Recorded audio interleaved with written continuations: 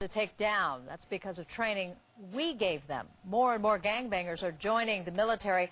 And as Chris Blatchford tells us, when these guys return to the streets, they're much more dangerous. This AWOL Marine out of Camp Pendleton, also a gang member, waits with a deadly SKS assault rifle hidden under his serape. He's on a twisted, self-ordered mission to kill a police officer. He is 19-year-old Lance Corporal Andres Raya, high on cocaine and hatred for cops.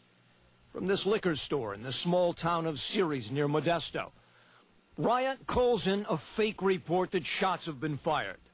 Two officers respond to the scene, taking a tactical position behind a nearby wall. Raya sees them, raises his rifle, and starts firing.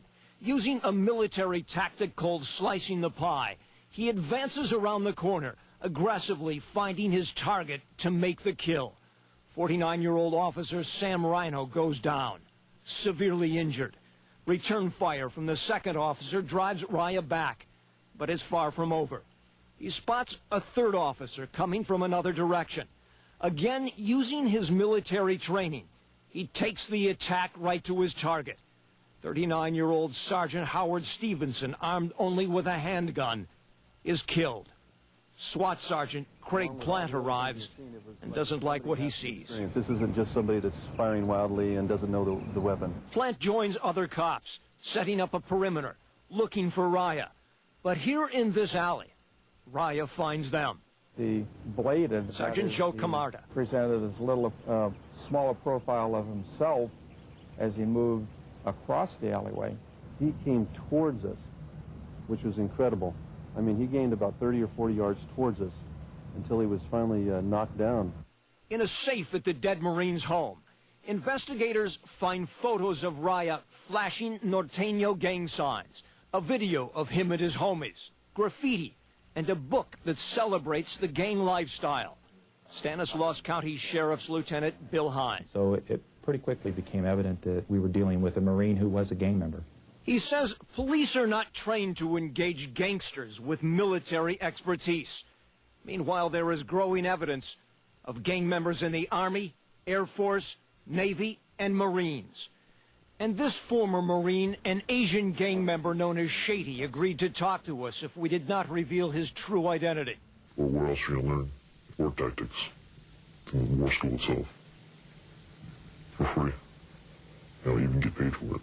While stationed at Camp Pendleton, police say Shady, with a King Cobra Boys tattoo on his leg, instructed his homeboys back in Orange County how to set up a military-style ambush. Not even being infantry, I learned weapon usage, line of fire, movement.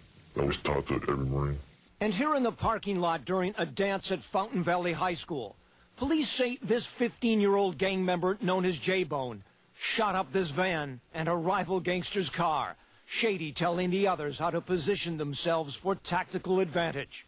A bunch of King Cobra boys went to jail. Shady, who spent 4 years in prison for his part in it, believes other gangsters are now joining the military just to learn about weapons and tactics. Yes, Marines, why they join the Marines? To shoot guns, blow things up. And now you've got gang members doing that. Yeah. And there's no doubt in your mind that they intend on taking that back to the street? There's a good percentage. And not only are the gang members learning weapon skills and tactics in the military, with the war in Iraq, they are also getting full combat experience in urban-style warfare. T.J. Layton, a former neo-Nazi skinhead who was in the Marines, says it's scary. Now you got a guy who's fully trained in the military, who's been through combat, who knows what murder and killing is like. And gangsters in the military don't seem to feel any need to hide their affiliation. This dance floor is full of gang members flipping gang signs to the beat of gangster rap. It's an Army NCO club on base at Fort Bragg, North Carolina. That's an example of a situation out of control, and that's frightening. Detective Hunter Glass, an Army veteran who works the gang beat for the nearby Fayetteville Police Department, is concerned. It's very popular to be a gangbanger or be a thug. Thug life. That's going to transfer right down into the military. That's all. Devin Dozier is a 103rd Street underground crip from South Los Angeles. He's known as Tiny Whack and is in the Army at Fort Lewis, Washington. It's amazing. Investigators found more than 40 items of gang paraphernalia in his room on base.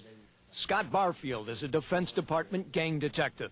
Oh, definitely. You know, it's one of the scariest things that we've seen. Also on Barfield's list, there's Felipe Tellez, a Florencia 13 gangster from Huntington Park, known as Dreamer Boy. Kevin Nicholson, a gangster disciple from Georgia. James Adrianson, a Norteño from Springfield, California. Just here at Fort Lewis, investigators during the past several years have identified more than 300 gang members in as many as 43 different gangs. And like Maximino Lucky Valdez, an East Side Longo gangster from Long Beach, many have been shipped out to fight in Iraq, where signs of gang graffiti, say investigators, are becoming more and more prevalent. Retired L.A. County Sheriff gang expert Richard Valdemar, a Vietnam vet, calls it dangerous. And now they maintain their allegiance to the gang even when they joined the military. That's the problem. Remember our fallen comrades. That's not to tarnish the reputation of the vast majority of thousands of military men who serve with honor. But there's a growing concern that what gangsters are learning about warfare will eventually end up with more bloodshed on the streets of America. Chris Blatchford, Fox 11 News.